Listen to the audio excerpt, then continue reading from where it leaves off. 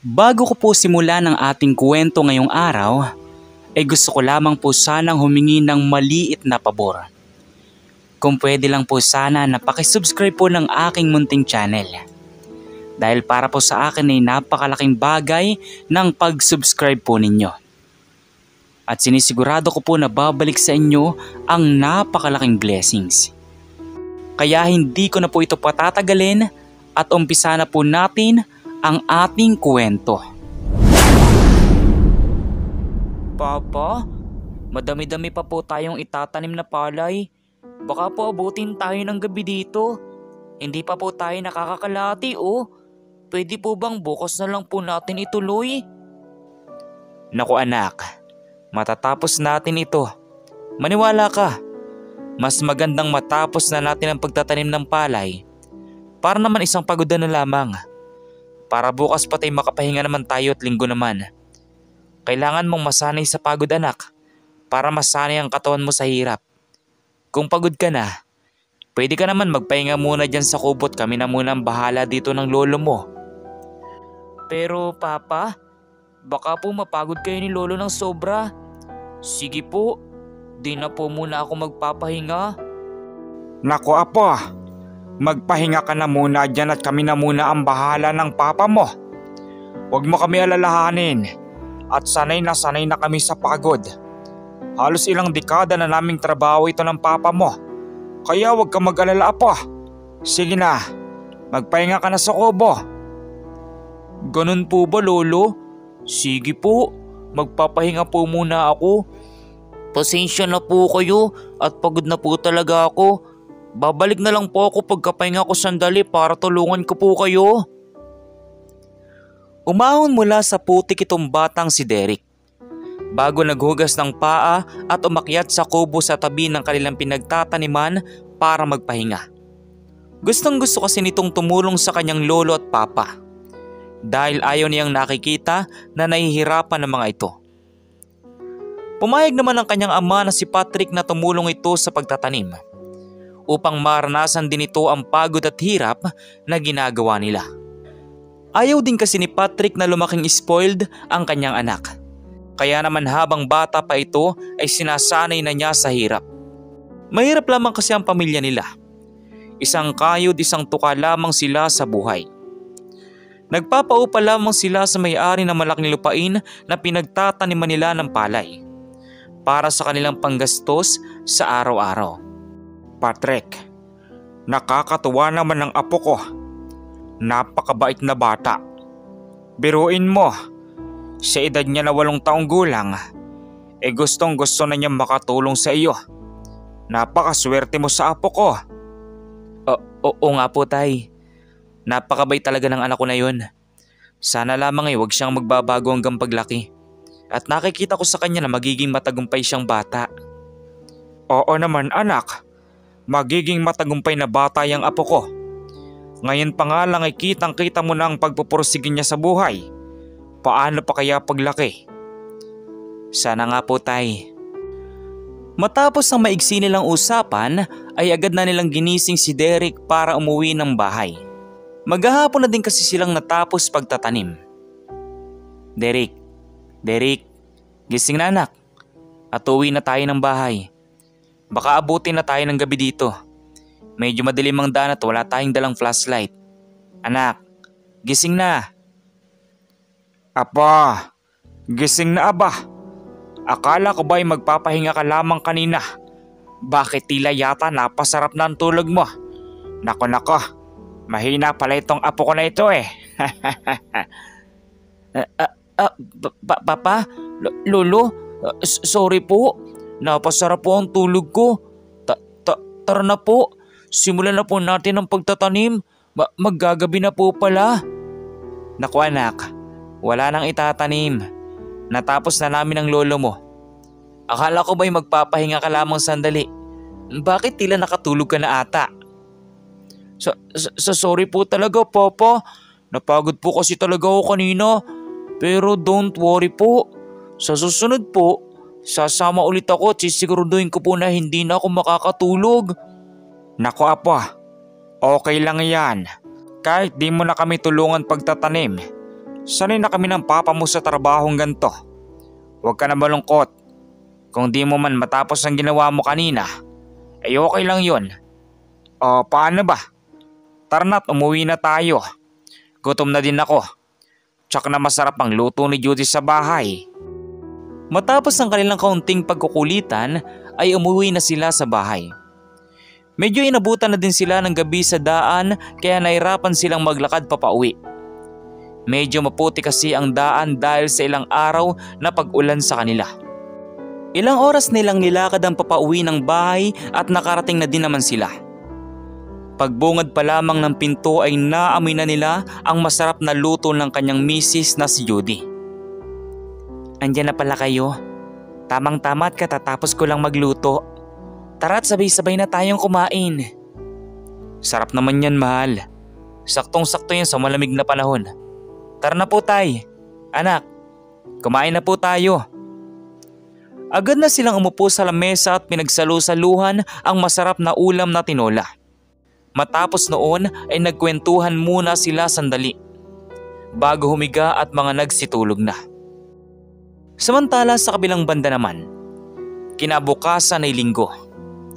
Pupunta sana silang mag-anak sa simbahan upang magpasalamat sa lahat ng biyayang natatanggap nila mula sa Diyos. Pero habang naglalakad sila sa daan na putikan sa bukid, ay nakakita sila ng isang tila kumikinang na bato. Papa, nakikita niyo po ba yung kumikinang na bato po doon sa malapit sa damuhan? Sabi ni Derek sa kanyang papa. Naku anak, huwag mo na lamang yung pansinin. Baka bote lamang yun na naitapon dyan. Bilisan mo na at nagmamadali tayo. Baka hindi na natin abutan ng misa. Sabi naman ni Patrick. Patrick mahal, bakit di natin lapitan? Parang kakaiba kasi ang liwanag niyan. Tsaka sino ba naman na magtatapon ng bote dyan? Tayo lang naman na nakatira dito sa bukid at wala nang iba.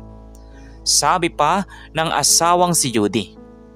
Dahil sa kuryosidad ay nilapitan nila ito at inalam kung ano talaga yon. Laking gulat naman nila nang makita ito ng malapitan. Dahil isa pala yung gold bar. Diyos ko po Patrick mahal, di ba ginto ito?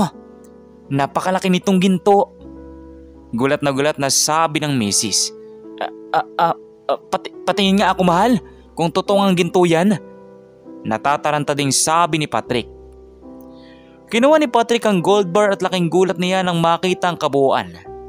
Isa nga itong ginto. Hindi siya maaaring magkamali dahil dalubhasa siya sa pagtingin ng ginto. Ilang taon din kasi siyang nagtrabaho sa alasa noon kaya alam niya ang tunay sa hindi. Tunay na ginto ito mahal. Hindi ako maaaring magkamali. Yayaman na tayo. Salamat Panginoon sa biyayang ito. Tuwang-tuwa na sabi ni Patrick. Yay! Yayaman na tayo. Hindi na po kayo mahihirapan sa pagtatanim ng palay, Papa. Pag napagbenta po natin to, sigurado pong marami na tayong pera. Tuwang-tuwa na sabi din ng batang si Derek. Patrick, anak, wala dapat makakaalam nito. Mas mabuti pang ilihim natin ito dahil pag nalaman ng mga kalugar natin na nakakuha tayo ng gold bar, ay tsak na madami nga ang kinito. Maliwanag ba? Pakikiusap ng misis. Oo mahal, mas mabuti din na ipagbenta natin ito sa malayong lugar. Yung hindi tayo kilala para walang makaalam kahit sino. Anak Derek, basta itong tatandaan mo ha. Walang makakaalam kahit na sino na nakakuha tayo ng ginto. Maliwanag ba? Kahit mga malalapit mong kaibigan, huwag mong sasabihin ng tungkol dito. Paalala pa ng lalaki. Opo Papa, maaasahan niyo po ako. Hindi ko po ipagsasabi sa kahit kaninong nakuha nating ginto. Makakaasa po kayo. Sabi ni Derek sa ama. Dahil sa nangyari ay hindi muna tumuloy ang mag-anak sa simbahan. Dumiretso na muna sila sa Maynila para doon ipagbenta ang ginto na nakuha nila. Maigpit ang hawak ni Patrick sa ginto dahil isang kalingat niya lamang ay maaaring mawala ang ginto sa kanya. Alam kasi niya na madaming magnanakaw ang pakalat-kalat sa Maynila. Sa kabilang banda naman, Sa kabutihang palad ay ligtas silang nakadating sa bentahan ng ginto. Ano pong kailangan nila?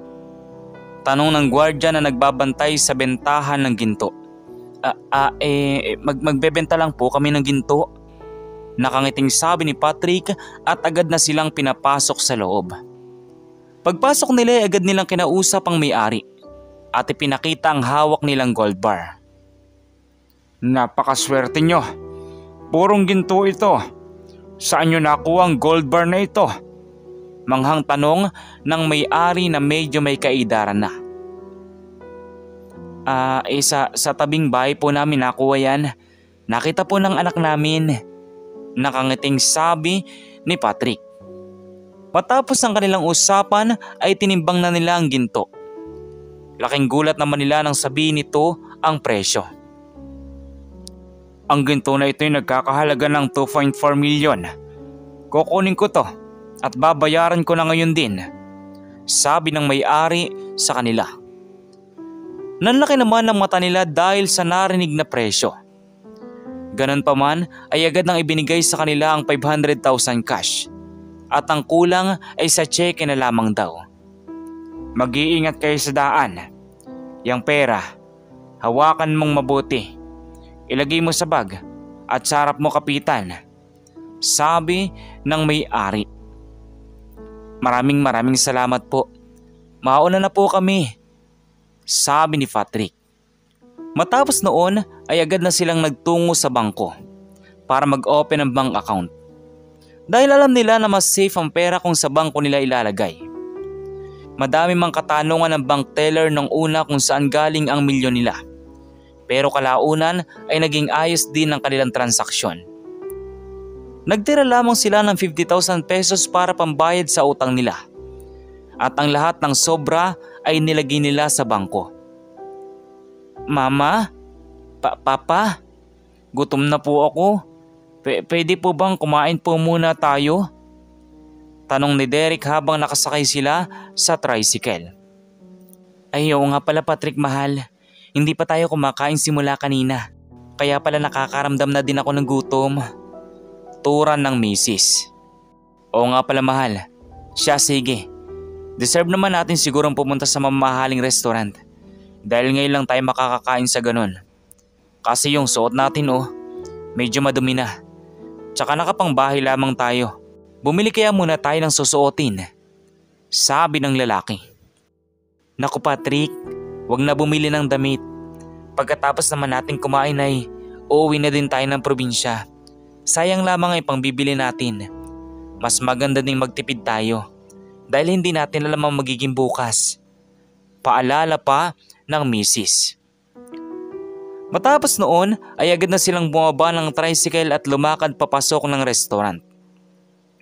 Tuwang-tuwa ang batang si Derek dahil ito ang unang beses na makakakain sila sa mamahaling restaurant. Ngunit ang saya na kanilang nadarama ay napalitan ng pagkalungkot nang bigla silang harangin ng security guard sa restaurant. Saan ang punta nyo? Tanong ng baritonong boses ng gwardya. Sir, papasok po kami sa loob ng restaurant. Kakain lang po kami. Nakangiting sabi nila. Naku. Hindi pinapapasok dito ang mga katulad ninyo. Yan ang kabilin-bilinan sa akin ng aming manager. Tsaka isa pa, papasok kayo dito sa restaurant na ganyan ang itsura ninyo. Para sabihin ko sa inyo, walang lugar ang mga tulad nyo dito. Mayayaman ang pumapasok dito. Baka mamaya ay kayo pang maging dahilan para mag-alisa ng mga customer namin dito. Tumingin nga kayo sa itsura nyo Ang dumi-dumi na ng suot nyo. Mas mabuti pa, umalis na kayo dito. Alis! Hindi pwede ang mga mukhang pulubi na tulad nyo dito. Alis! Bilisan nyo! Pagtataboy ng gwardya sa kanila. Naku sir, nagkakamali po kayo. Hindi po kami mga pulubi. Tsaka kaya madumi po ang suot namin dahil mahaba pa ang biniyahe namin. Hindi na lang po kami bumili ng damit dahil papauwi na din naman kami. Naisipan lang namin na kumain sa restaurant na ito bago umuwi.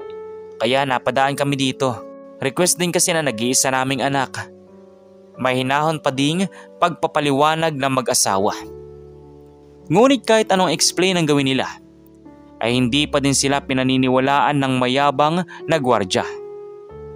Naku, lumang pakulo na yan. Gusto niyong pumasok dito dahil mamamalimos kayo sa loob. Huwag niyo akong gawin tanga dahil may utak ako. Ganto na lang, kung hindi talaga kayo aalis, ay mapipilitan akong kalidkarin kayo papalayo. Naiinis na nasabi ng gwardya. Dahil doon ay hindi na napigilan ni Patrick ang magalit at sumagot. Ang yabang-yabang nyo naman. Kung mo gantong suot naming mag-anak, ay husgahan mo kaagad kami. Wala kang karapatan na husgahan kami dahil hindi mo kami pinapakain. Tsaka may pambayad kami. Sa tingin mo ba, pupunta kami dito na walang pambayad? Ang sama-sama naman ang ugali mo. Hindi na napigilan ang galit na sabi ni Patrick. Aba, sumasagot ka pang hampas lupa ka ha? Itong nababagay sa'yo. Ano? Gusto mo pa bang masaktan? Ha? Ito pa.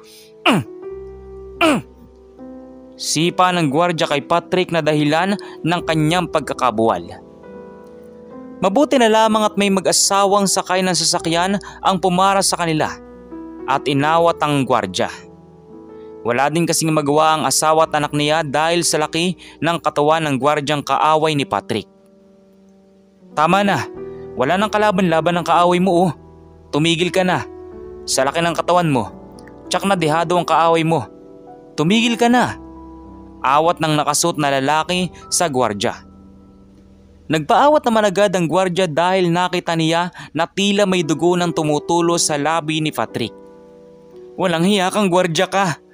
Hindi ka mapapatawad ang ginawa mo sa asawa ko. Ipapakulong ka namin. Galit na sabi ni Judy sa gwardya. Papa, okay ka lang po ba? Huwag po kayo mag-alala. Papakulong po natin ang mayabang na gwardya na yun. Okay lang po kayo? Papa? Umiiyak na sabi ng batang si Derek. Nagulat naman ang babaeng kasama ng lalaking nakasuot kanina dahil tila pamilyar sa kanya ang mga ito.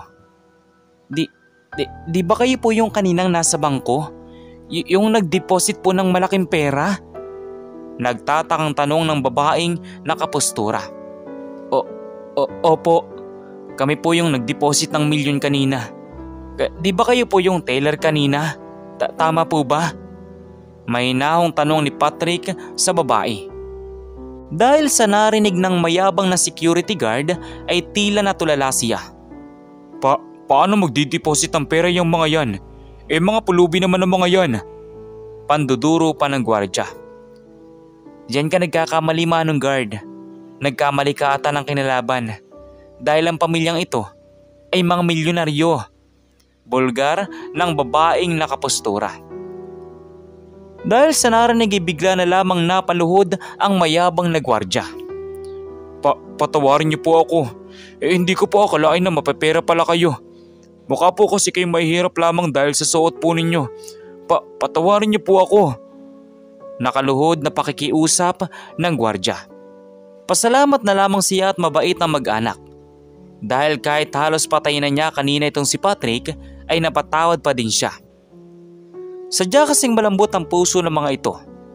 Inisip din nila na kung ipapakulong nila ang gwardya ay paano na ang pamilya naghihintay dito. Kahit anong pananakit ang ginawa mo sa akin ay mapapatawad agad kita. Kung ang Diyos nga ay nagpapatawad, paano pa kaya ako? Bastang palagi mong tatandaan, hindi lahat ng nakikita mo sa kapwa mo ay kailangan mong husgahan. Kasi baka bandang huli, ang lahat ng ginagawa mo sa kapwa ay bumalik sa iyo. Pasalamat ka lang at kami ang nakatapat mo na marunong magpatawad. Dahil kung iba, siguradong ipapakulong ka na. Paalam. Sana ay maging aral sa iyo ang lahat ng pagkakamali mo na ginawa sa aming pamilya. Huling sabi ni Patrick sa gwardya bago tuloy ang umalis. Naiwan namang tulala ang gwardya at hindi nakasalita. Kaya naman simula noon ay binago na niya ang kanyang pag-uugali na mapangusga. Kayo, ano pong masasabi niyo sa maiksing kwento natin ngayon? At kung anong mga aral po ang mga natutunan ninyo? Maaari niyo po bang i-comment dun sa baba dun sa comment section para muli ko pong mabasa. So once again, inuulit ko pong muli. Ako po si Tamox Kitibi. Kita-kita po tayong muli sa mga susunod pa nating maraming mga video. Thank you and God bless you all. Peace out.